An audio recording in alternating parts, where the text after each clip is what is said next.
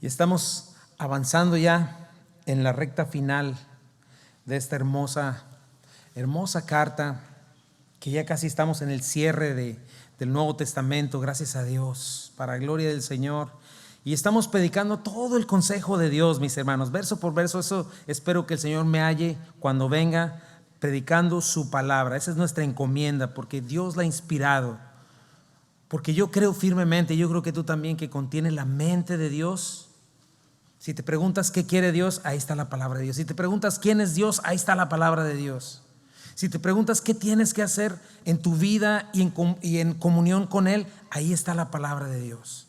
Él ha exaltado su nombre y su palabra por sobre todas las cosas. La suma de toda su verdad, de todas sus palabras es verdad y permanece para siempre. Ahí es donde podemos ser santificados.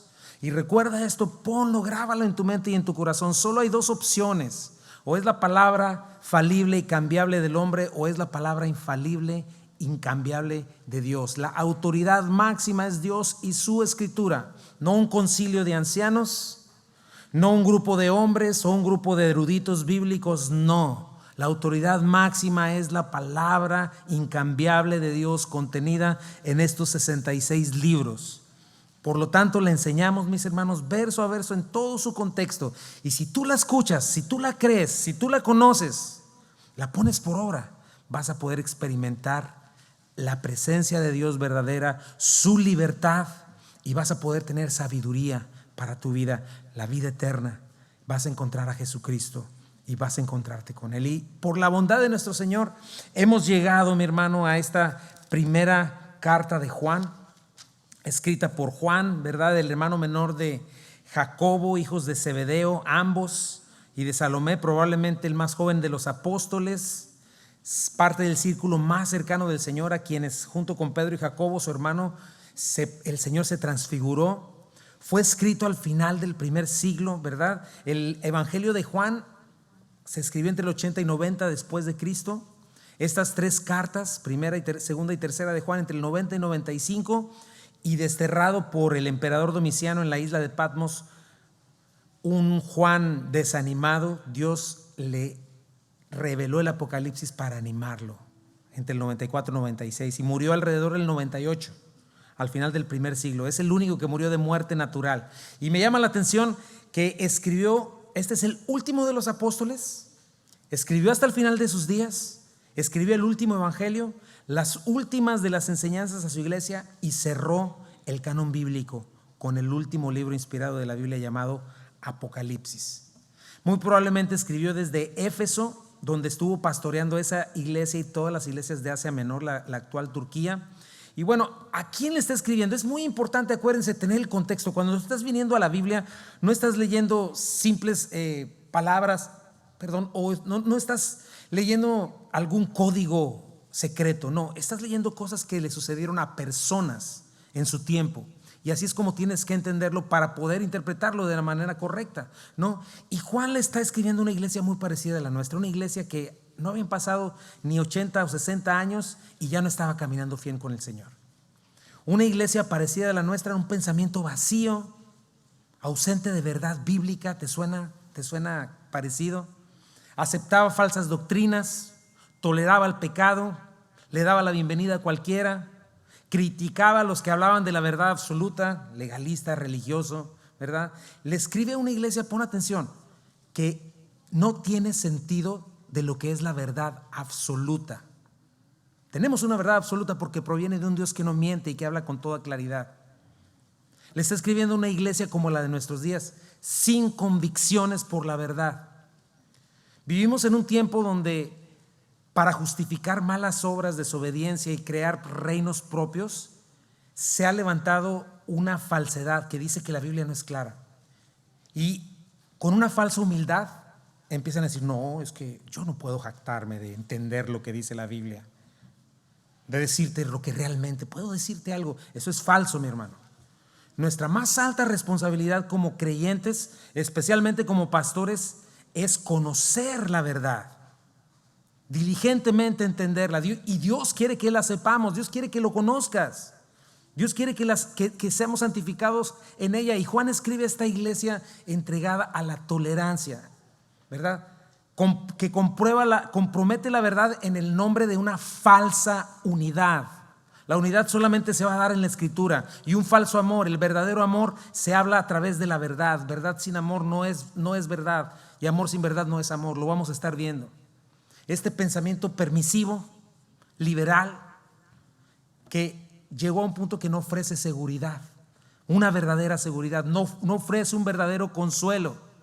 Lo único que ofrece son fábulas, misticismo vacío, promesas temporales que no transforman y que no llevan a la vida eterna. Y algo interesante que también tienes que poner en tu mente, no solamente pensar en esta iglesia muy parecida a la nuestra. Juan no escribe al mismo estilo de Pablo. Pablo es un erudito bíblico que escribe como un abogado, ¿verdad? Un abogado que presenta un caso, defiende la causa de la verdad y te dice esto y esto y esto, y en algunos casos puede ser un poco ambiguo o no tan directo. Pero Juan, a diferencia de Pablo, está hablando como un papá le hablaría a sus hijos. Esa es la diferencia. Por eso Juan es tan directo. Yo soy muy directo con mis hijas en muchas cosas, y hay cosas que les digo, no señorita, así no, ¿verdad? La cuestión es así. Y Juan es este papá hablándole a sus hijitos, confrontando una fe y una doctrina superficial, confrontando una falta de compromiso con la verdad de sus hijos y una falta de santidad. Y como un padre amoroso lleno de verdad, lo vemos instruyendo con firmeza y claridad, sin dejar lugar a la ambigüedad, con autoridad absoluta, sin grises, escribiendo en blanco y negro. Eso es lo que vimos la semana pasada, ¿no? Juan comienza a hablar, o eres o no eres, o estás o no estás. Nada de que pues me enfrié, me alejé, soy débil, pero ahí la llevo. Juan nos enseña, no, o tienes vida espiritual o estás muerto, o andas en tinieblas o andas en la luz, y si andas en tinieblas no te ha amanecido, o eres hijo de Dios o eres hijo del diablo. Si amas a tu prójimo eres hijo de Dios, si lo aborreces eres hijo del diablo, si practicas la justicia eres hijo de Dios, si practicas la injusticia eres hijo del diablo. Juan, como un padre, nos dice, Cristo no vino a remachar o a parchar tu vida, vino a darte vida nueva, vida eterna. Y su pregunta es, ¿la tienes o no la tienes? Así de autoritario y dogmático es Juan, un papá preocupado por sus hijos que se están descarriando. Y una de tantas falsas doctrinas que se estaba introduciendo era el comienzo de lo que llamamos el gnosticismo, ¿verdad? Por lo cual Juan también escribe para contrarrestarlo. Y esta filosofía herética, ¿verdad?, que pretendía ser verdad, sonaba muy espiritual, pretendía ser superior a la verdad bíblica, pero solamente era alcanzada por algunos iluminados súper espirituales, ¿no? Y enseñaba, como ya lo mencioné, este dualismo. La materia, o sea, tu cuerpo, mi cuerpo es malo, es irredimible, está podrido, no hay nada que pueda hacer por él, ahí déjalo, ¿verdad? Pero mi espíritu es bueno, ¿no? Entonces son dos cosas separadas. Entonces llegaron a la consecuencia equivocada. Cristo no pudo haber tenido este cuerpo podrido. Cristo no pudo haber sido el Dios altísimo, era un Dios con D minúscula, un diosito chiquito, ¿verdad? Y es imposible que haya sido un humano. No pudo haber tomado un cuerpo físico porque la materia es mala. Entonces, para explicarlo, decían estas cosas, ¿verdad? Y hoy mismo, en muchas religiones, pregúntales quién es Cristo. Cristo no es el Dios eterno, es otra cosa. Pero ellos decían esto: Cristo, pues parecía humano, pero no era. Era como un avatar de Dios, como un holograma o como un fantasma de Dios, ¿no? Otros enseñaban, no, es que era un ser humano normal y el Espíritu de Jesús vino a él cuando se bautizó, pero se separó de él cuando fue a ser crucificado, ¿no? Y entonces esa es la primera de las falsas doctrinas que Juan está contradiciendo. Dice, esto contradice totalmente la doctrina, mi hermano. Cristo se hizo hombre en toda la extensión de la palabra sin pecado. Cristo al mismo tiempo así jamás dejó de ser el Dios todopoderoso. Y eso es imprescindible, porque necesitábamos un sustituto como nosotros para que cumpliera la justicia de Dios, para que nos pudiera justificar. Necesitábamos un ser humano como nosotros para que pagara la deuda de nuestras maldades y recibiera el castigo sobre sí mismo. Entonces Cristo tenía que ser un ser humano como nosotros. Si no lo fue, entonces no hay redención, no hay perdón de pecados, no hay evangelio. Así de fuerte. Otro peligro era su enseñanza acerca de la moralidad y de la santidad. Esa está muy en nuestros días. Como el cuerpo es malo por naturaleza, como no tiene remedio, está separado de mi espíritu. Fíjate nomás. Entonces, lo que yo haga con mi cuerpo no afecta nada en mi espíritu. Yo puedo ser completamente santo en mi espíritu, en mi pensamiento, ser un iluminado y trascender, pero como mi cuerpo solo me está aprisionando y espero ser libertado por él, pues le doy vuelo a mi cuerpo. No me preocupo por valores morales, no me preocupo por valores éticos, siempre y cuando sepa adorar y tocar el corazón de Dios. O sea, en otras palabras, puedo ser santo en mente y en espíritu y no tengo pecado, porque lo que hay en mi cuerpo no peca. Entonces Juan dice, no es cierto, Dios es luz y la verdadera luz de Dios, ¿verdad? Yo conozco a Dios, la verdadera luz de Dios es que incluye una moral justa, incluye una práctica santa de mi vida, y eso es lo contrario a estar en tinieblas. Un peligro más que ataca a Juan es que los falsos maestros, viéndose como una élite espiritual, como superiores, que alcanzaron la dominación, los monopolizadores de la verdad, ¿verdad? Aparte de llevar una vida perversa y arrogante, que excluían a todos los demás, eran carentes de amor. Y Juan se dedica a decirnos, la verdad sin amor y el amor sin la verdad son falsos. Entonces, ¿hacia dónde lleva todo esto a la iglesia? A lo que te dije en un principio, a una tremenda falta de certeza que vivimos hoy en la iglesia. Pregunta, mucha gente no tiene la seguridad ni de lo más elemental que es su salvación, pero hay montones de cosas raras en la iglesia sucediendo, pero ni siquiera hay lo más básico del evangelio, mi salvación eterna. Y esa falta de certeza llevó a una terrible inseguridad y a una terrible falta de gozo, que es lo que vemos hoy en día en la iglesia, ¿verdad? Que si no entendemos bien las cosas, nos ponemos a temblar por todo lo que está sucediendo alrededor, de lo cual Dios tiene perfecto control. Perfecto control. Entonces el objetivo de Juan es refutar el error, sí, pero también darte consuelo y seguridad para que tu gozo sea cumplido. La iglesia no tiene gozo precisamente por estas cosas. ¿Cómo? Pues cantando canciones bien bonitas y por media hora haciéndole así como los Avatar. No, reconociendo que somos pecadores, pero que en Cristo tenemos perdón, reconociendo que en Cristo podemos tener vida eterna y creer firmemente en el nombre del Hijo de Dios. Y entonces lo que hace Juan, como este papá, es enseñar evidencias fundamentales que te dicen que en verdad estás en comunión con Dios. Te da evidencias doctrinales y te da evidencias también relacionales, ¿verdad? Y lo profundiza 4 veces. ¿Para qué? Para que tengas esta certeza de la verdad, del amor del Señor, de tu perdón, de que estás en la vida eterna. Perdón. Ahora, ¿cómo puedes tener esta certeza genuina que tienes comunión con Dios? Hoy vamos a comenzar a ver el primer capítulo y la primera vez va a hablar de las 3 certezas de la verdadera comunión con Dios.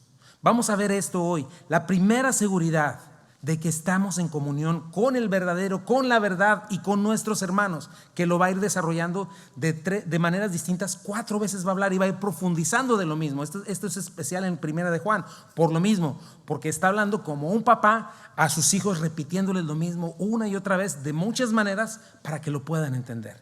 Y este es Juan, que se enseña así como en espiral. Vamos a dar lectura. Yo titulé este mensaje 3 certezas de la verdadera comunión con Dios. Primera de Juan 1, del 1 al 4 vamos a estudiar hoy. Dice, lo que era desde el principio, lo que hemos oído, lo que hemos visto con nuestros ojos, lo que hemos contemplado y palparon nuestras manos tocante al verbo de vida. Porque la vida fue manifestada y la hemos visto. Y testificamos y les anunciamos la vida eterna, la cual estaba con el Padre y se nos manifestó. Lo que hemos visto y oído, esto os anunciamos para que también ustedes tengan comunión con nosotros. Y nuestra comunión verdaderamente es con el Padre y con su Hijo Jesucristo. Estas cosas les escribimos para que su gozo sea cumplido. Ese es el primero de los propósitos de la que Primera de Juan haya sido escrita. Muy bien. 3 certezas. La primera es, número 1, nuestra certeza descansa sobre un cimiento inconmovible e inigualable. Juan comienza diciendo lo que era desde el principio. Esto es necesario, mi hermano. Piensa en esto, el ser humano no tiene ni la capacidad ni la autoridad de hablar a ciencia cierta de lo que no ha visto ni pudo ver, porque sencillamente no estuvo ahí, que es lo que era desde el principio. Te pregunto algo, yo creo que todos nosotros tenemos vívidos recuerdos del momento en que fuimos concebidos, ¿no? ¿Sí? Y cómo nos desarrollamos en el vientre de nuestra madre y cómo estábamos ahí jugando con el líquido amniótico y dando vueltas. ¿Te acuerdas muy bien de todo eso, verdad? No, ¿verdad? Y te acuerdas muy bien cuando saliste y viste por primera vez la luz.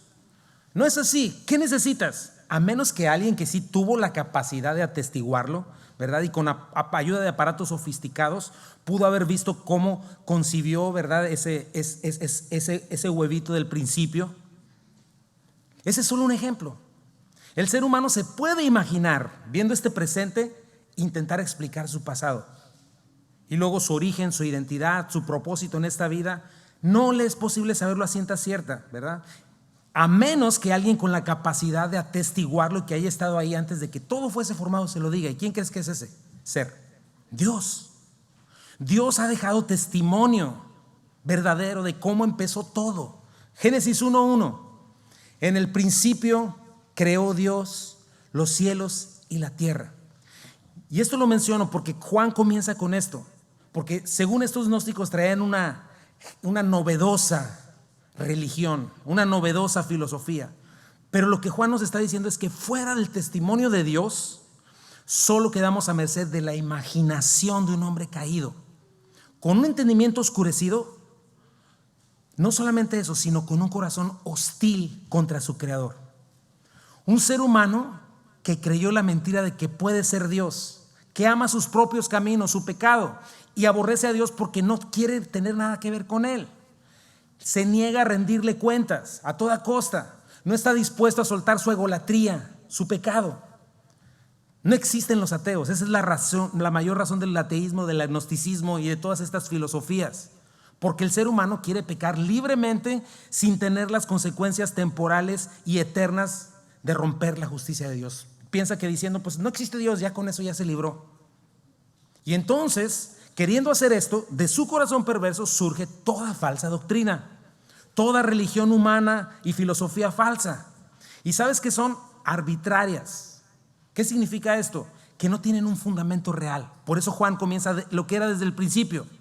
La fuente de cualquier religión o filosofía humana viene del corazón perverso del ser humano. Nombra la que quieras.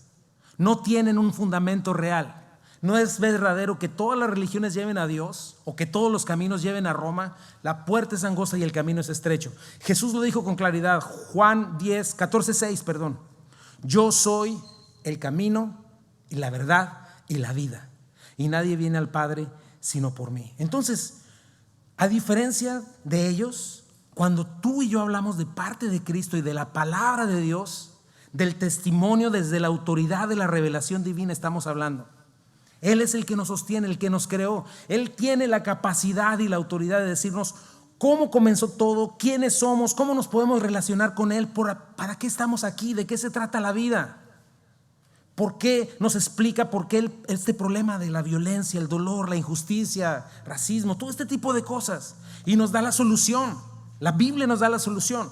Cristo, que es el Evangelio, ¿verdad? Abre la puerta al perdón de pecados porque todos pecamos contra Dios. Recuperamos la imagen de Dios que se perdió cuando le dimos la espalda en Edén, cuando le damos la espalda hoy. Cristo se hizo hombre. En nuestro lugar vino y vivió una vida perfecta para justificarnos delante de Dios. Murió en la cruz del Calvario para recibir sobre sí mismo la ira que nosotros merecíamos, para librarnos del justo juicio de Dios que está por llegar y nos ofrece vida eterna. Entonces esto es lo primero que dice Juan. Juan no te está hablando desde su imaginación. Cualquier otra religión surge del corazón perverso humano. Juan no te está hablando desde una imaginación humana y rebelde y perversa, sino a partir de la autoridad divina. Hebreos 13, 8 y 9 dice: Jesucristo es el mismo ayer, hoy y por los siglos. No se dejen llevar por ninguna clase de enseñanzas extrañas. Conviene que el corazón sea fortalecido por la gracia y no por alimentos rituales que de nada aprovechan a quienes los comen. Y eso te dice mucho. Colosenses: por eso, de la manera que recibieron a Cristo Jesús como Señor, vivan ahora en Él, arraigados y edificados en Él, confirmados en la fe como se les enseñó, llenos de gratitud. Checa lo que dice después: cuídense de que nadie los cautive con la vana y engañosa filosofía que sigue tradiciones humanas, la que va de acuerdo con los principios de este mundo y no conforme a Cristo. Toda la plenitud de la divinidad habita en forma corporal en Cristo, y en Él, que es la cabeza de todo poder y autoridad, ustedes han recibido esta plenitud. ¿Puedes entender eso, mi hermano? Por eso es que ningún supuesto maestro, apóstol o profeta tiene autoridad de decir que recibió palabra o revelación de Dios que esté fuera o que contradiga la Escritura. Revelación cerrada y dada a nosotros. Por eso también todos, por igual, tú, yo, cada uno de nosotros podemos recibir del Espíritu Santo entendimiento de la verdad, la cual viene desde el que es desde el principio, que no ha cambiado ni cambiará. Cuidado con todas esas cosas raras del New Age, ¿verdad? Con esas nuevas doctrinas extrabíblicas, rituales y místicas. ¿Qué tiene que ver con la Biblia? Analízalo, revísalo. Con toda claridad, Dios ya reveló quién es Él, reveló su voluntad para que lo conozcamos, para que lo entendamos. La verdad no está revelada para ninguna élite de iluminados. Dios no está esperando que llegue otro superprofeta para decir, ahora sí, él va a decirles la verdad. Ya la reveló el Señor. No existe tal cosa con alguien con un entendimiento superior o una superunción, aunque tenga un título grandote y el superapóstol, profeta santo, ungido de Dios. Cuidado. Juan 1:14 dice: y el Verbo se hizo hombre y habitó entre nosotros, y hemos contemplado su gloria, la gloria que corresponde al Hijo unigénito del Padre, lleno de gracia y de verdad. Ya se reveló Jesucristo. Romanos 1:3-4, acerca de su Hijo, nuestro Señor Jesucristo, quien era del linaje de David según la carne, ¿verdad? Ser humano, pero al mismo tiempo, versículo 4, fue declarado Hijo de Dios con poder según el Espíritu de santidad por la resurrección de entre los muertos. El increíble Dios infinito y eterno, y el infinito hombre Jesucristo. No un Dios con D minúscula, no un simple hombre bueno y fuera de serie, un fantasma, una aparición o una visión. No, Jesucristo, un hombre perfecto en toda la extensión de la palabra, glorificado. Al mismo tiempo el Dios eterno y creador, sustentador de todo lo que existe.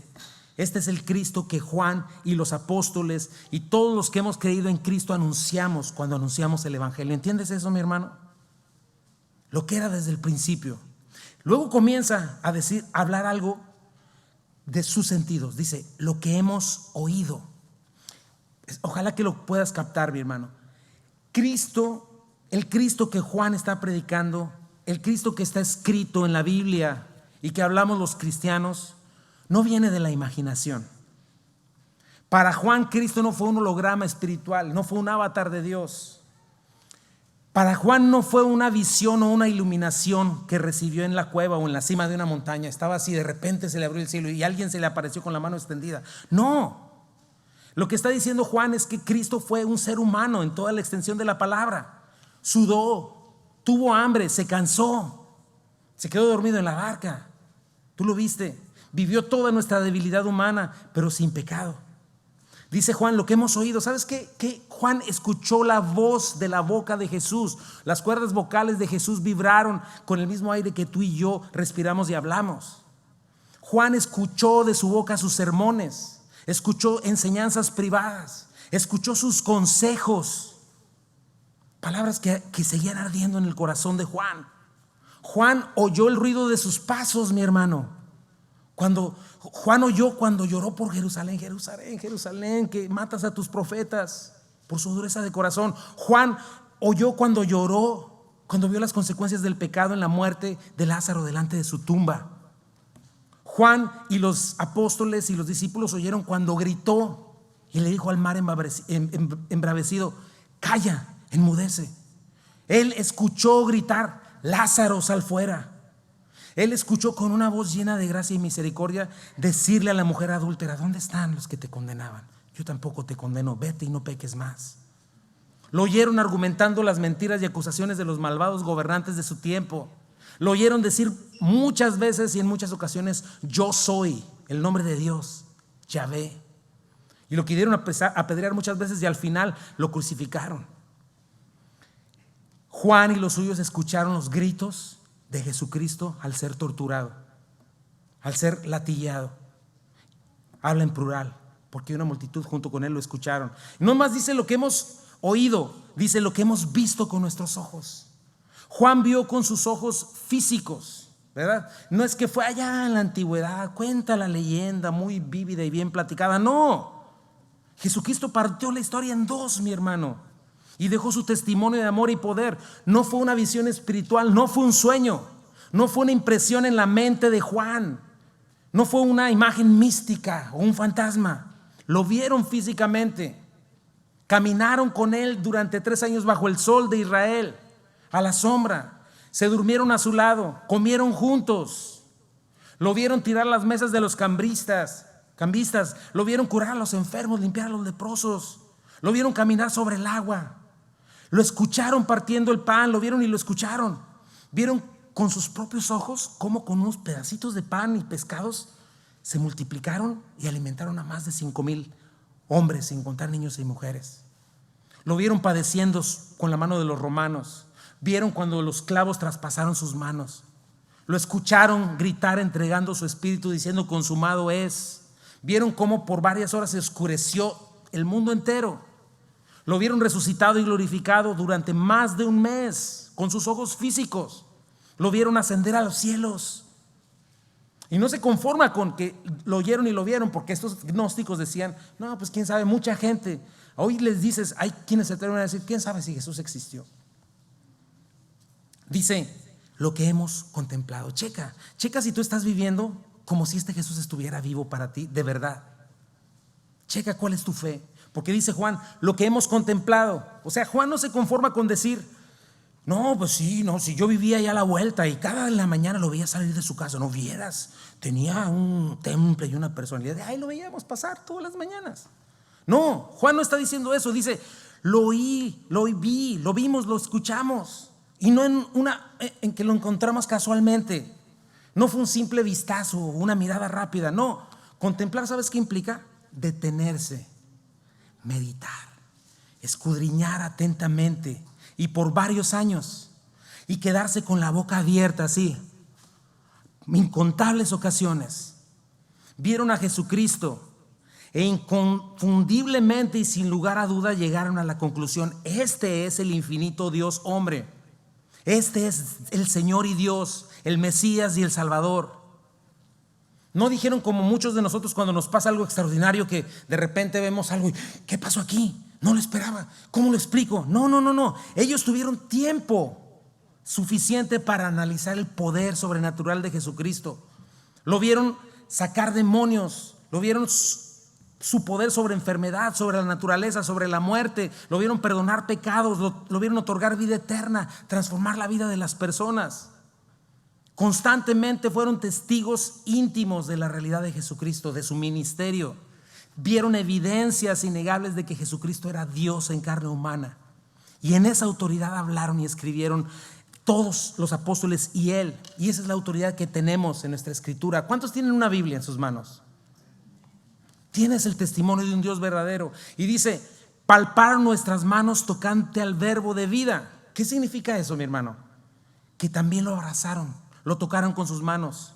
¿Sabes cuál es la cultura de ese lugar? Era en ese tiempo para comer, todos sentados en el piso con una mesita y todos agarraban una olla y todos metían la mano, así, de la misma olla. O sea que compartieron saliva al comer juntos. Juan se recostó en su pecho. Juan y los apóstoles, al saludar a Jesús, no solo intercambiaron, cuando se saludaban de mano, no solo intercambiaron gérmenes y sudor, tocaron las manos con las que Cristo manifestó el poder de Dios. María lavó sus pies que estaban empolvados, los ungió con perfume. Ellos tocaron las manos que serían clavadas más tarde por los romanos. Ya resucitado con este cuerpo físico y glorificado, Tomás metió su dedo en sus llagas. Era un cuerpo, no era un fantasma, no era una aparición. Metió la mano en el costado de su lacerado. Juan, junto con los demás, fue testigo que vio, oyó, contempló y palpó al Hijo de Dios. No era una visión, no era una aparición mística. Y sabes que este testimonio no tiene comparación. Está fuera de cualquier historia fantástica. ¿Has visto cuál es la historia de Buda?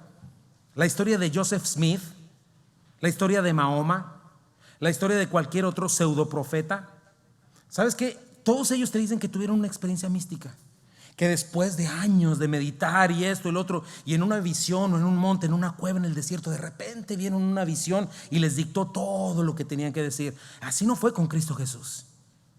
Cristo está fuera de cualquier filosofía humana de personas enloquecidas y embriagadas por su soberbia y rebeldía contra Dios, envanecidos por sus propios corazones, que profesando ser sabios se hacen necios, porque no le dan la gloria al Dios Altísimo, y se dan gloria a sí mismos.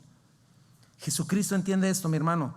No es un profeta iluminado, es Dios hecho hombre. Y siendo hombre manifestó la gloria del Dios Altísimo durante toda su vida con toda claridad. Sus pies se empolvaron en las tierras, en los caminos de Israel. Caminó sobre esta tierra. ¿Sabes por cuánto tiempo? Por más de 30 años. Y sí, no puedes encontrar su tumba porque resucitó, pero aún así Él partió la historia en dos. Y miles de testigos han dado su vida por eso. Y hemos creído. ¿Eres tú de los que ha creído en esto, mi hermano? ¿Entiendes la magnitud del testimonio de Dios en la palabra de Dios para tu vida? Tenemos que entender eso, mis hermanos, porque ahí comienza. ¿Cuánta importancia puede tener la Biblia a lo que Dios ha dicho? ¿Cuánta importancia es que Cristo te haya alcanzado? Es un gozo y es un privilegio impresionante. Hay muchos afuera que no creen y que prefieren creer historias fantásticas porque aman su pecado, porque no quieren un Dios que les diga que lo que están haciendo está mal. Y Juan nos dice lo que era desde el principio, lo que hemos visto, lo que hemos oído, lo que palparon nuestras manos, lo que hemos contemplado tocante al verbo de vida. Esa es la primera certeza. Lo que nosotros creemos no es algo que cualquiera pueda venir a decir: ah, sí, ¿tú qué eres? No, pues yo creo en Kant, creo en Toda esa gente son seres humanos caídos que hablan de su perverso corazón, pero solamente Dios habla y ha revelado su verdad en la Escritura. Número 2, nuestra certeza está en que la vida eterna está disponible para todos. Dice Juan en el versículo 2: porque la vida fue manifestada. ¿Verdad? Checa cuánto énfasis hace Juan en esta cosa. Y manifiesta con toda claridad que los falsos iluminados no quieren creer ni aceptar. Y además se esconden con su injusticia.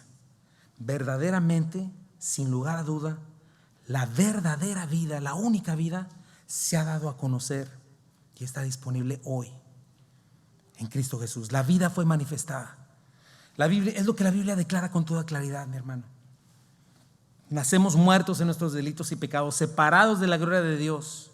La muestra es la sociedad en la que vivimos. Mira todas estas situaciones que están pasando. Una sociedad insatisfecha, llena de odio, vacía, falta de propósito, llamándole lo bueno malo y lo malo bueno, queriendo y rascando con todas sus uñas que quieren su libertad, que es esclavitud de hacer las cosas malas que aman, porque está muerta espiritualmente. Y si no se arrepienten, llegará la muerte física, luego la segunda muerte, que es la muerte eterna, separación de Dios eternamente. Pero la vida fue manifestada. Jesucristo le dijo a uno de sus discípulos, que le dijo: déjame nomás, déjame que mi papá fallezca y ya vengo y te sigo. Y el Señor le dijo: sígueme, deja que los muertos entierren a sus muertos. Romanos 5:21. Entonces, así como el pecado reinó sobre todos y los llevó a la muerte, ahora reina la gracia maravillosa de Dios. Cuando Jesucristo, mi hermano, entró a este espacio y tiempo, se hizo de carne y hueso.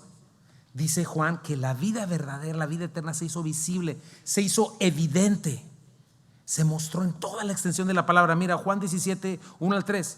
Después de que Jesús dijo esto, dirigió la mirada y oró así: Padre, ha llegado la hora, glorifica a tu Hijo, para que tu Hijo te glorifique a ti, ya que le has conferido autoridad sobre todo mortal, para que Él les conceda vida eterna a todos los que le has dado.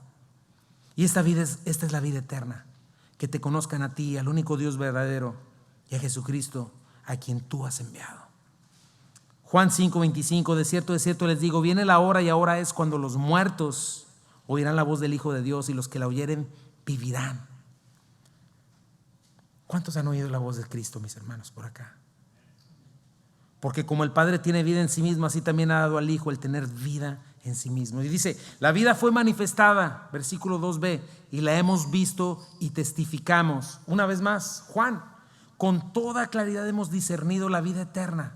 Y verla implica haberla experimentado. Y testificar es la palabra martureo, de donde viene la palabra mártir. Puedo darte mi vida y poner mi cuello delante del que me mate por esta verdad.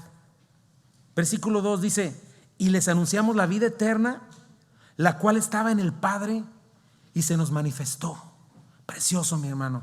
O sea, en esta certeza lo anunciamos, lo declaramos, les damos aviso.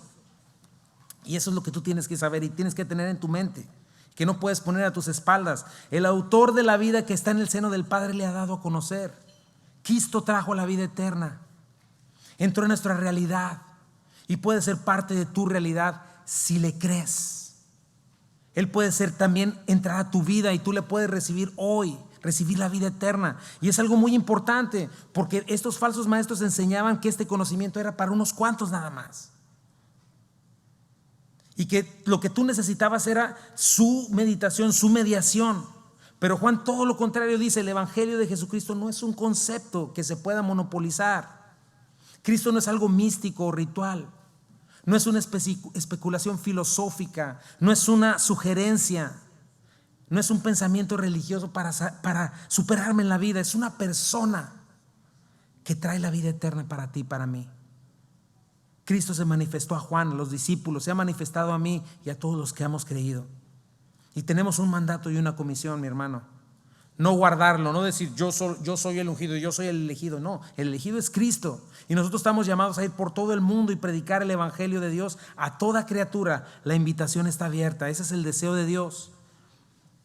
Hechos 17:30 al 31. Pero Dios, habiendo pasado por alto los tiempos de esta ignorancia, ahora manda a todos los hombres en todo lugar a que se arrepientan, por cuanto ha establecido un día en el cual juzgará al mundo con justicia por aquel varón a quien designó, dando fe a todos con haberle levantado de los muertos. Primera de Timoteo 2:4 al 6, el cual quiere que todos los hombres sean salvos y vengan al conocimiento de la verdad. ¿Cuál es el deseo de Dios, mi hermano?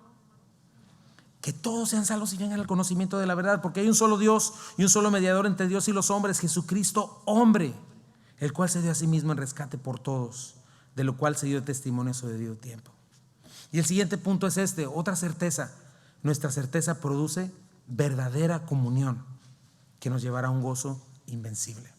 Dice el versículo 3: lo que hemos visto y oído, esto les anunciamos. Mismo énfasis, para que no te quede duda alguna. La próxima vez que pienses en religiones o filosofías, pregúntales cuál es su fundamento, en qué basan sus palabras, sus escritos, sus mandatos. Juan habla de lo que vio y lo que escuchó y lo que quedó escrito, ¿verdad? Y aquí se sostiene el evangelio. Dice, versículo 3: para que también ustedes tengan comunión con nosotros. Y nuestra comunión verdaderamente es con el Padre y con su Hijo Jesucristo. Hay un resultado doble, mi hermano, de recibir este testimonio y recibir la vida eterna. En primer lugar, algo que se puede ver y tocar, que es verdadera comunión. ¿Entre quiénes? Entre nosotros.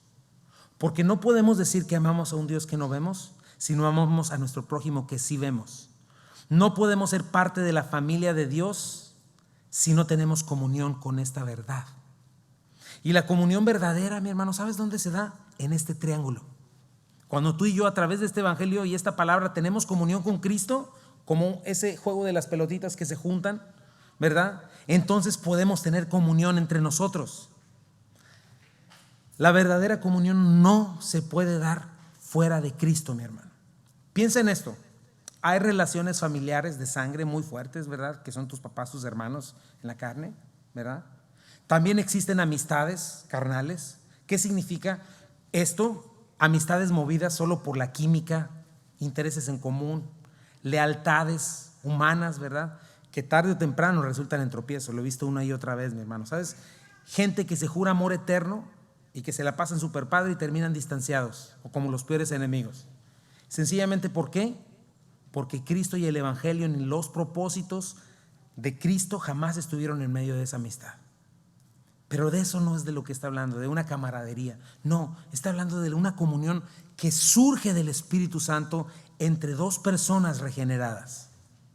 Esta es totalmente distinta, mi hermano, porque es donde se puede ver el amor de Dios manifestado en el sentir de Cristo, cuando tenemos esta cercanía con el verdadero evangelio. Filipenses 2:3 al 5 dice: nada hagas por contienda o por vanagloria, antes bien con humildad, estimando cada uno a los demás como superiores al mismo, no mirando cada uno por lo suyo propio, sino cada cual también por lo de los otros. Haya pues en vosotros este sentir que hubo también en Cristo Jesús. Este es el sentir de Cristo que se manifiesta en la comunión entre dos personas regeneradas. Piensa en esto, mi hermano. Por lo regular, sin Cristo, aunque no lo digan, ¿verdad?, es lo contrario. Una amistad fuera de Cristo es: yo busco algo de ti. No tiene que ser algo horrible, ¿no? Simplemente escucho de ti que me escuches, o que me digas lo que yo quiero oír, o busco tu aprobación, o me siento químicamente muy bien contigo, ¿no? Me divierto mucho, nos reímos mucho. Busco beneficios que puedo obtener. Pueden ser beneficios pequeños o beneficios grandes. Y en este tipo de amistades, cuando esto cambia, si comienzo a ya no recibir de ti lo que yo merezco o lo que creo que he trabajado y me debes, ¿sabes qué comienza a pasar? La amistad se hace difícil y termina rota, porque es condicional, porque es carnal. Pero ponte a pensar en esto. ¿Qué hacía que dos familias en aquellos tiempos pudieran morir en el circo romano llenos de gozo y tomados de la mano con la misma esperanza? Esta comunión mutua en el Evangelio, este amor incondicional que surge del amor de Dios entre dos personas libertadas por sus pecados. Esa es la comunión, mi hermano. Es hermoso cuando alguien tiene este sentir de Cristo y comienza a servir desinteresadamente a sus hermanos, que viene a la iglesia no buscando, sino viene dispuesto a servir, dispuesto a poner su vida por los demás. ¿Cuál es el concepto de Jesucristo de la amistad? Juan 15, 12, 13. Este es mi mandamiento, que os améis unos a otros como yo os he amado. Nadie tiene mayor amor que este, que uno ponga su vida por sus amigos. ¿Sabes qué pasa en nuestra naturaleza pecaminosa? En cualquier relación, yo busco lo mío, buscamos lo nuestro. Eso ahí mismo en Filipenses, Pablo le dijo: todos buscan lo suyo, pero no Epafrodito. No, se lo puedes leer ahí. No Timoteo, creo que fue el que dijo. Pero cuando tenemos comunión verdadera con Cristo, mi hermano, comenzamos genuinamente a buscar lo de Cristo. Y por consiguiente, comenzamos a no ver por lo nuestro, sino por lo de los demás. Koinonía, esa es la palabra comunión. ¿Sabes qué implica la comunión entre cristianos? Es algo que supera una amistad carnal. Es algo superior a una relación cordial. Es algo superior a que tú le vas al América y yo contigo, somos del mismo. O sea, somos calvarianos. Superior a eso, a una membresía. Es una relación auténtica con Cristo que nos da una relación auténtica con sus consiervos. ¿Te has preguntado por qué nos decimos hermanos? Por esto, aunque ya se hizo una palabra ahí que no tiene valor, muchas veces, a veces sí, pero por eso nos decimos hermanos. Hay una participación mutua, yo le llamo una simbiosis, aunque una simbiosis son dos cosas que no tienen nada que ver, que dependen la una de la otra para sobrevivir. Pero koinonía implica que tenemos una participación mutua con una causa común en una vida conjunta. La vida eterna se nos manifestó para todos los creyentes. No unos tienen vida por allá, no, todos tenemos esta vida y participamos de la misma vida. La comunión es más allá que tener simples creencias. Somos miembros de un mismo cuerpo, ¿verdad? Mis dedos, mis manos, mis brazos, mis miembros pertenecen a un mismo cuerpo, no pueden estar separadas. Cada miembro es necesario. Cada una de las partes de mi cuerpo está ahí por una razón, y mi cuerpo no va a ser el mismo sin un dedo, sin una mano. Y Dios Jesucristo así lo diseñó, para que cada uno de ustedes esté ahí y nos necesitemos al manifestar este amor de Cristo. Esa es la comunión. Tú tienes una parte en el cuerpo de Cristo que si no haces, nos estás dejando chuequitos.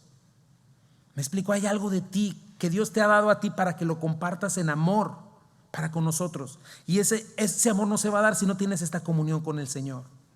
Dice 1 Corintios 6:17, pero el que se une al Señor, un espíritu es con él. 1 Corintios 12:13, entre nosotros hay algunos que son judíos y otros que son gentiles, es decir, somos de chile, mole y guacamole, pero todos fuimos bautizados en un solo cuerpo por un mismo espíritu, Y todos, dice ahí, compartimos ¿qué? El mismo espíritu, mi hermano. No estamos aquí porque seamos todos mexicanos. Ojalá que no sea así. Ojalá que Dios nos haga una iglesia multicultural, porque eso no es lo que nos une. No estamos aquí porque todos seamos paisanos, ¿no? Del mismo, que le vayamos al mismo equipo de fútbol o algo así, sino porque somos parte de un mismo cuerpo, aunque somos tan diferentes. O sea, mi dedo es tan diferente, no sé, a mi codo, es muy diferente, pero me hace mucha falta para rascarme el otro codo, ¿no? Por ejemplo. Y dice aquí que todos hemos sido bautizados en un mismo cuerpo. ¿Qué significa esto? Esta no es la palabra de bautismo en agua, se refiere, la palabra bautismo es sumergir, que cuando creímos en el Espíritu Santo nos insertó, nos sumergió en el cuerpo de Cristo y pasamos a formar parte. Y el Espíritu Santo es, por así decirlo, como la sangre que circula en el cuerpo de Cristo para unirnos en este amor. Por eso es que si no estamos unidos a la cabeza, a la cual es Cristo, a la vid, la comunión es imposible. ¿Entiendes eso, mi hermano? Mucha gente habla de la unidad en la iglesia, mi hermano. No sé si hayas oído esa narrativa. Es que en esta iglesia no hay unidad. No hay unidad. Pero te voy a decir algo. La unidad en la iglesia no se da por camaradería. La unidad en la iglesia no se da por ser buena onda. No va a haber más unidad porque yo te invite cada domingo a comer a mi casa, o te invite a mis fiestas, o vayamos a pescar juntos. La comunión verdadera solamente se va a dar cuando tú, yo, responsablemente estemos unidos a nuestra cabeza, la vid. Cuando tú comiences a caminar, y yo también, fielmente en el Espíritu, buscando mis disciplinas espirituales, no satisfaciendo los deseos de la carne, entonces es cuando yo voy a dejar mi egoísmo. Entonces es cuando yo voy a dejar de estar ensimismado, dejar de tener esta actitud de entrar a la iglesia a ver quién me va a dar, quién me va a atender, quién me va a saludar, quién me va a dar mal la mano, quién me va a amar, quién me va a servir. Y si no, me amargo y me voy porque estos no me pelan. No, cuando yo estoy unido a la vid es cuando yo comienzo a amar al que no me ama, al que es difícil de amar, al que me cae mal. Cuando yo tomo la iniciativa para servir y comienzo a sembrar el amor de Dios sobre mis hermanos, sobre aquellos que quizá no me quieren, y al amarles y servirles, de pronto ellos me empiezan a amar y servir a mí. Esa es la comunión verdadera con el Padre y con el Hijo, y que produce este sentido de verdadera familia espiritual, mi hermano, de verdadera seguridad de salvación. Por eso cuando alguien no atiende y es desobligado y cae en desobediencia y en pecado, ¿qué crees que es lo primero que pierde? ¿Qué es lo primero que le deja de interesar a alguien? ¿Qué crees que es? Pues la comunión con la iglesia. ¿Por qué crees que tengo una lista de la gente que está ahora aquí y de la gente que se ha ido? ¿Sabes? Casi están igualitas. Podríamos ahorita estar teniendo 2 servicios, yo creo. Lo primero que se rompe es la comunión con Dios y la comunión entre nosotros. Esa es nuestra responsabilidad, mi hermano. Procurar la paz, la unidad, seguirla. ¿Cómo? Cuando estamos unidos a la vid, somos capaces de amar incondicionalmente, aunque Él no me ame, aunque me haga cara fea, aunque no me diga buenas tardes, yo le sigo amando porque el amor de Cristo está en mí y me constriñe. Y si me hace mal, si me hace daño y me lastima, porque se da, porque somos así, ¿verdad? No somos monedas de oro y nos equivocamos. Cuando yo estoy unido a Cristo, puedo perdonar. Y dejo de sentirme yo la última Coca-Cola, ¿verdad? Y puedo perdonar a mi hermano y decir, ¿sabes qué? No soy mejor que tú.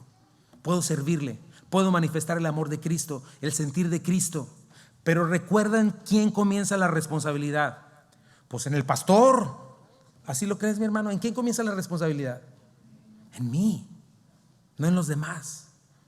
Por eso tienes que ser honesto, mi hermano, y darte cuenta de que si no tienes comunión con la iglesia, si no te interesa, si fácilmente tienes comunión con otra gente que no es de la iglesia y resulta que otras amistades son más interesantes, más valiosas, más rentables que la comunión con tus hermanos, hay algo que no anda bien.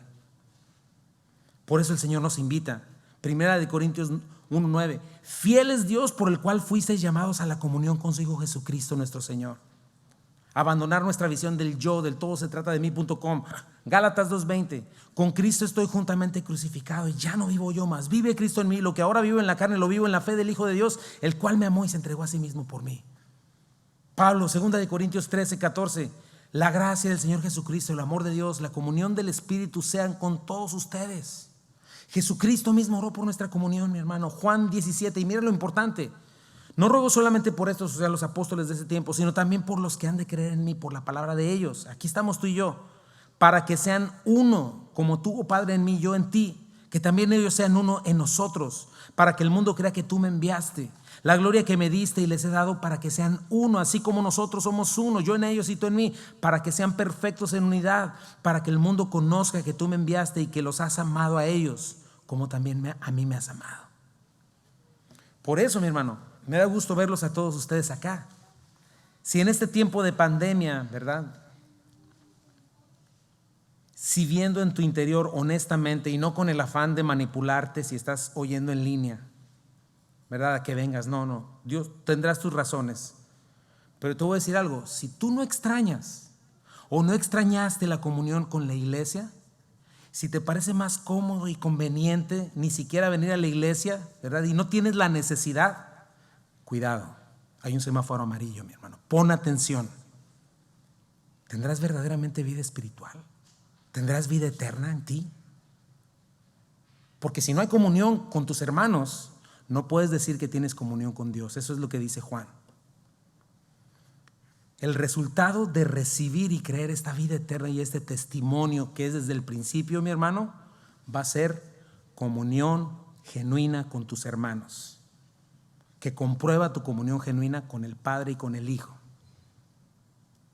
¿Qué va a producir esta comunión con el Padre que se comprueba en la comunión entre nosotros? Versículo 4. Estas cosas les escribimos para que su gozo sea cumplido. Qué hermoso, mi hermano. Qué bonito. Te tengo noticias, mi hermano. Aunque sucediera todo lo que tú piensas que necesitas de esta tierra, no vas a encontrar verdadero gozo en ningún otro lugar, sino en este evangelio. Verdadero gozo y permanente. Quizá encuentres diversión, alegría, mucha risa, felicidad, pero si no proviene de estas verdades, ¿sabes qué? Tu gozo y tu felicidad van a ser siempre pasajeros y siempre se van a nublar o eclipsar por la aflicción de este mundo. Porque entonces tu gozo depende de circunstancias. Y pues nomás mira, no sé cuáles eran tus planes, pero hace 2 meses nos rompieron todos nuestros planes, a todo mundo. La esperanza que no está anclada en esta vida eterna, sino al aquí y a la ahora, no permanece. Pero la que te da estas certezas eternas que estamos viendo ahorita, van a producir un gozo en ti invencible que ninguna circunstancia va a poder quitar, porque es un gozo eterno. Y ese es el gozo que Cristo vino a darnos. ¿No anhelarías ese gozo, mi hermano? ¿Qué dice Hebreos de Jesús en su martirio? Esto lo hacemos al fijar la mirada en Jesús, el campeón que inicia y perfecciona nuestra fe, debido al gozo que le esperaba. ¿De qué? De ver al Padre glorificado, de vernos salvados. Jesús soportó la cruz sin importarle la vergüenza que ésta representaba, porque cuando el costo es claro, cuando la promesa es clara, el costo es bajo. Eso lo dice Jaime Foot, que dice alguien más, no sé quién sea. Escuchas otra vez. Cuando la promesa es clara, el costo es bajo. Pero cuando no sabes ni la promesa, todo te cuesta trabajo, hasta venir a la iglesia. Ahora, dice ahí, está sentado en el lugar de honor junto al trono de Dios. Piensen en toda la austeridad que soportó por parte de pecadores, Jesucristo. Así no se cansarán de dar ni se darán por vencidos. Y esa es la realidad del testimonio poderoso de la vida eterna que ha sido manifestada en Cristo. Tiene que producir este gozo cumplido cuando estamos seguros que tenemos comunión con el Padre, comunión entre nosotros. Mi hermano, no se supone que el cristiano debe estar batallando con su identidad. No se supone que el cristiano debe estar lleno de miseria y de dolor porque no tiene lo que el mundo le dice que necesita tener, a menos que tenga un corazón y una mente no en la escritura, sino en sí mismo, en este mundo. Mi hermano, en Cristo estamos completos, verdaderamente satisfechos, realizados. Hay una obra completa y perfecta en Cristo Jesús. Mira unos textos para ir terminando. Mis ovejas oyen mi voz, yo las conozco y me siguen. Yo les doy tiempo presente y vida eterna y no perecerán jamás. ¿Eso no te llena de gozo? Y nadie los arrebatará de mi mano. Nadie te va a arrebatar de su mano, ni un mal gobierno ni un buen gobierno, ni la migra ni nadie. Mi Padre que me las dio es mayor que todos y nadie me las puede arrebatar de la mano de mi Padre. Filipenses 1:6, estoy persuadido de esto: el que comenzó en ustedes la buena obra la va a perfeccionar hasta el día de Jesucristo. Qué gozo me da eso, mi hermano, porque a veces yo digo, ¿de veras, Señor? Viéndome a mí mismo. Judas, y aquel que es poderoso para guardar sin caída y presentarlo sin mancha delante de su gloria con gran alegría, al único y sabio Dios nuestro Salvador, sea gloria, honra y majestad, imperio, potencia, ahora y por todos los siglos. Juan 5:24, de cierto les digo, el que oye mi palabra y crea al que me envió, tiene vida eterna y no vendrá a condenación, mas ha pasado de muerte a vida. Juan 15:10-11, si guardas mis mandamientos, permaneces en mi amor, así como yo he guardado los mandamientos de mi Padre, permanezco en su amor. Estas cosas les he hablado para que mi gozo esté en vosotros y vuestro gozo sea cumplido. No vas a encontrar gozo permanente a prueba de cualquier circunstancia, incluyendo malas finanzas, incluyendo enfermedad o incluso la muerte, fuera de estas realidades, mi hermano. Ese es el gozo que Dios te ofrece en Cristo Jesús. Si no lo tienes y sufres de depresión, de temor, de desesperanza, ya sabes por qué. ¿Tienes este testimonio, mi hermano? Puedes buscarle por otro lado. Aquí te espero. Ojalá no sea demasiado tarde. Ojalá no hayas desperdiciado tanto que cuando vengas a Él estés en mucha miseria. Ojalá no te pierdas. Hay mucha gente que decide endurecer su corazón y darle la espalda a Dios.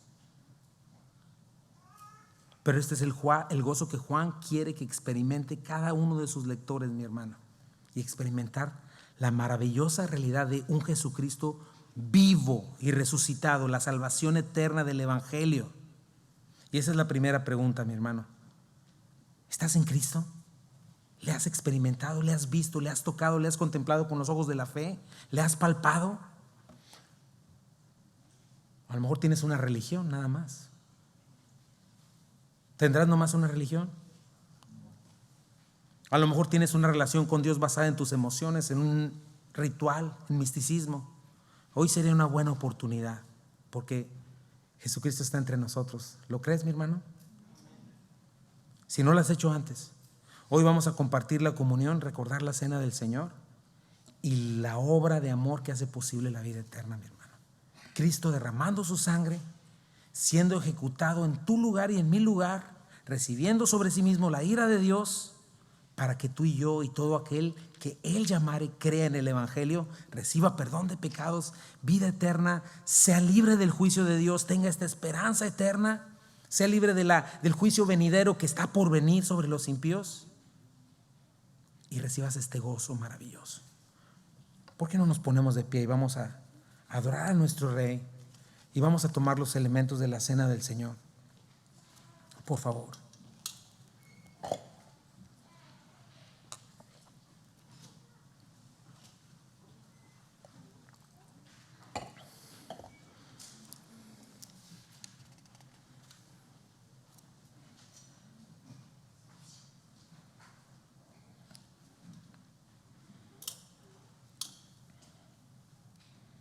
Si no has hecho una decisión por Cristo en verdad, hoy puedes hacerla, mi hermano. Y tu vida puede cambiar por completo en una realidad, no de circunstancias, sino una realidad interna. Ser regenerado y transformado a la imagen de Cristo y tener esta certeza y este gozo maravilloso en Cristo Jesús. Si es así, dile conmigo: Señor Jesucristo, en este día reconozco mi pecado. Reconozco que tú eres Dios. Reconozco que no hay nada, Señor, absolutamente nada, Señor, que se compare a ti, Padre mío, y nada que me pueda salvar, Señor, sino solamente tú, Dios. Te abro la puerta de mi corazón, me arrepiento de mis pecados. Reconozco, Señor, que necesito un abogado, un sustituto, y creo que tú eres ese abogado y ese sustituto Creo que tú fuiste hace 2000 años a morir por mí en la cruz del Calvario, Señor. Creo lo que dice tu palabra. Creo que tú resucitaste y vives. Estás sentado a la derecha del Padre. Señor, perdona mis pecados. Te abro la puerta de mi vida y de mi corazón. Y el día de hoy te pido que te reveles a mí de esta manera, Señor. Por la fe. Lo creo, Señor. Lo creo en el nombre de Jesús. Amén.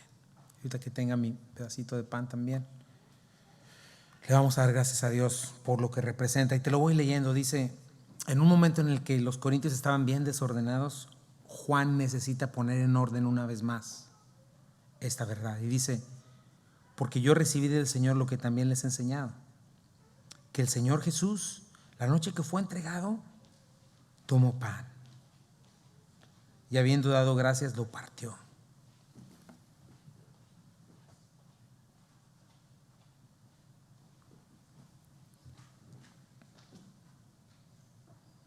Y dijo, tomen y coman, esto es mi cuerpo. Estaban celebrando la Pascua, se toman 4 copas, se hacen una serie de ritos distintos que recuerdan cuando Israel fue libertado de la esclavitud de Egipto, lo cual representa nuestra esclavitud de los pecados. Pero en ese momento Jesús hizo un nuevo rito distinto, una copa que no se tomaba, la copa de la bendición. Pero primero antes parte el pan en una de estas ocasiones y les dice que es un nuevo pacto. El antiguo pacto era dependiente de las obras, de la ley, de diferentes tipos de sacrificios de animales que solo eran una imagen de lo que iba a ser el sacrificio perfecto y el Cordero de Dios, que es Jesucristo. Y el Señor toma el pan y lo pone de una manera para que no lo olvidemos. Cuando tú miras el pan, recuerdas, este pan fue molido desde el trigo, machacado, así el cuerpo de Cristo fue molido y machacado y fue partido. Y dio gracias. Tomen, este es mi cuerpo, que es por ti partido. Por ti y por mí, mi hermano. Si no fuese por Cristo no tendríamos ninguna oportunidad. Estaríamos perdidos, muertos. Pero el cuerpo de Cristo fue partido en tu lugar y en mi lugar. Haz discernimiento de esto mientras lo comes.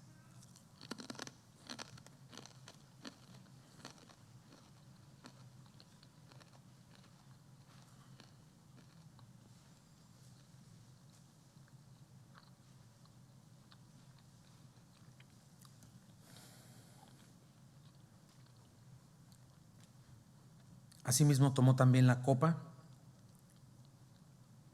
después de haber cenado, diciendo, me encanta, mira lo que dice, esta copa es el nuevo pacto. Este es un nuevo pacto basado no en mis obras, no en mis capacidades, no en mi performance, como podríamos decirlo acá, sino en la sangre de Cristo. La paga del pecado es muerte. Cristo derramó su sangre y recibió la muerte que tú y yo merecíamos.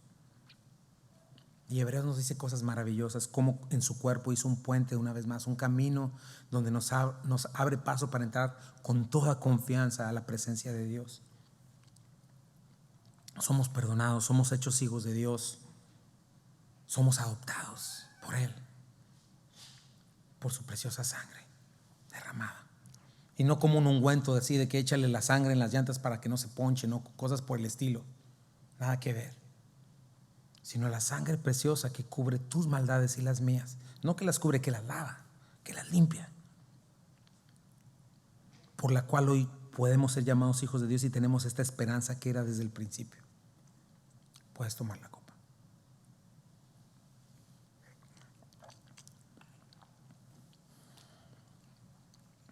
Así pues, todas las veces que coman este pan y beban esta copa, la muerte del Señor anuncian hasta que Él venga. ¿Qué significa esto, mi hermano? Que Cristo resucitó y está vivo y viene por nosotros. Nuestra salvación es real, verdadera. Nuestra esperanza es real y verdadera. Gracias, Señor. Vamos a cantar un cantito y vamos a orar. Ahí donde estás, adora a tu Señor.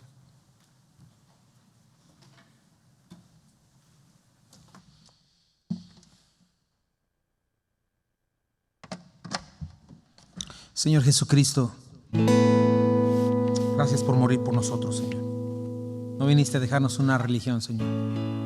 Viniste a darnos vida eterna. La vida eterna fue manifestada, Señor. Y queremos palparla, tocarla, verla, escucharla con nuestros ojos espirituales en este día, Señor. Creemos, Padre. Creemos en ti, Señor. El pecado se volvió, aunque no lo conoció. Fuimos hechos en él, justicia de Dios. Él se humilló, llevando la cruz. Amor asombroso, amor asombroso. Jesús el Mesías, nombre sobre todo, Redentor bendito, Emmanuel, del pecado rescata, ha pagado el precio. Jesús el Mesías, sobre todo es.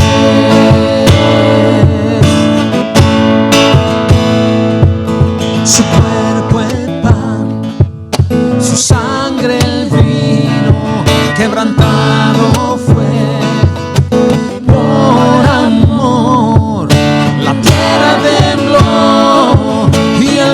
Se rasgó, amor asombroso, amor asombroso.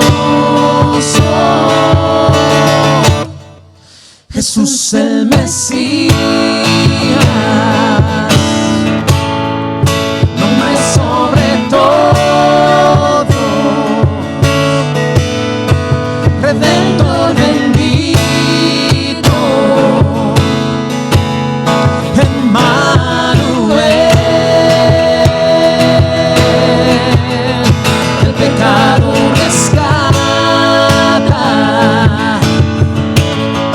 ha pagado el precio. Jesús el Mesías, sobre todo es. Solamente en ti, Señor, lo que era desde el principio. Mi esperanza está en ti. Mi esperanza está en ti. Toda gloria a ti, mi Dios. Tú eres la luz. Jesús el Mesías, el nombre sobre todo, Redentor bendito, Emmanuel, y del pecado rescata, ha pagado el precio. Jesús el Mesías, sobre todo es. Jesús el Mesías, sobre todo es.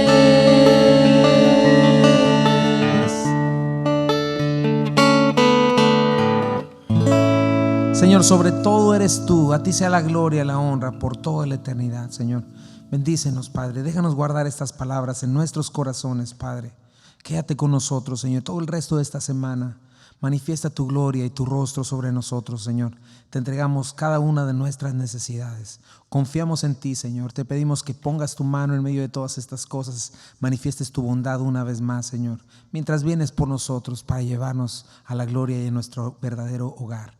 Bendice cada joven, cada niño, cada esposo, cada esposa, aquí, cada familia aquí representada, Señor, y los que nos han escuchado en línea también, Señor. Y gracias por este hermoso tiempo, Señor. En el nombre de Jesús, amén. Que Dios te bendiga, mi hermano. Gracias por estar aquí.